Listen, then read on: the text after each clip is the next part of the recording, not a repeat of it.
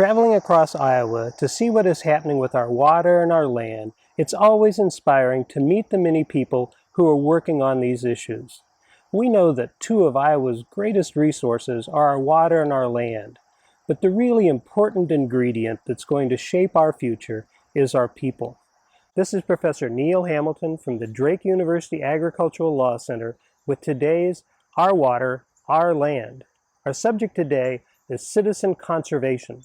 We have a broad array of citizen conservation groups in this state who are helping unite people who have similar interests and want to devote their time and attention to helping make Iowa a more beautiful place to live.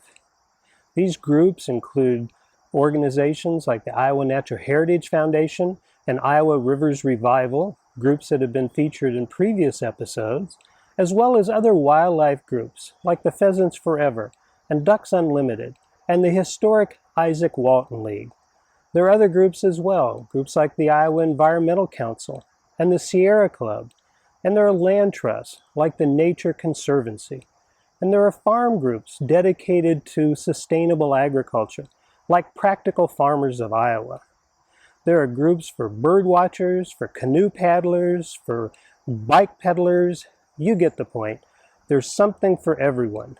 If you want to be involved in helping protect Iowa's natural heritage, there's an organization that you can join. These groups are playing a critical role in Iowa by highlighting issues, sharing information, and elevating examples of what is being done on people's farms and in our communities. They may not sell insurance or run infomercials on TV, but they're real and they're authentic. They're the people who are down on the land, getting their hands dirty in the soil. They're the ones who are restoring oak savannas and trout streams. They're harvesting prairie seed. They're pulling invasive species from our public parks, and they're sponsoring river cleanup days, getting outside in nature and pitching in like good Iowans. They're the farmers who are planting cover crops and putting buffer strips along their streams because they know sound stewardship starts on the farm. 10 years ago, many of these groups came together to support the Iowa Water and Land Legacy. This effort led to, in 2010, 60% of Iowa's voters approving an amendment to our Constitution, which means that the next 3/8 cent increase of the sales tax will go into the Natural Resources Trust Fund. This money, which is estimated to be $180 million a year, would be used for soil conservation, water quality protection, park maintenance, bike trails, and other recreational enhancements in our state.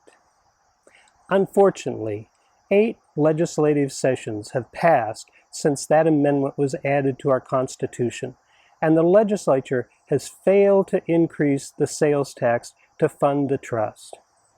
This lack of leadership and vision on the part of our public officials is disheartening. It's startling at a time when Iowa needs funds to help us deal with our water quality issues and protect our natural heritage. The fact that we haven't enacted the trust fund means that we have missed out on the opportunity to have raised over $1 billion to put towards conservation. Think of the progress we could have made with those funds. The continuing resistance to increasing the sales tax to fund the Natural Resource Trust Fund is disheartening, but this isn't going to stop Iowa's citizen conservation organizations from their work. They know that conservation is not a partisan issue. The land doesn't know whether the owner's a Democrat or a Republican. It just hopes they're a good steward. The truth is, the rain falls on all of us. Those who try to paint protecting water and soil as partisan political issues usually have another ideological objective, such as reducing the size of government or protecting a vested economic interest. So what does this mean for you, for Iowa citizens? Well, it means that if you're interested in the ideals of stewardship and are looking for a way that you can be involved in helping protect Iowa's future, there's no shortage of opportunities to become involved in this work. Iowa conservation organizations know that if we're going to have cleaner water and healthier soils, it isn't going to happen by accident. It's going to take time and energy and investment and the participation of all of our citizens and our public officials. As we enter into election season for offices at all levels of government, this is a good time to ask the people who want your vote what they're going to do for Iowa's land and water. You can tell them what you think should happen, and you might be surprised they'll be glad you asked, and you might even like what you hear. This has been Professor Neil Hamilton for Our Water, Our Land, a production of the Drake University Agricultural Law Center.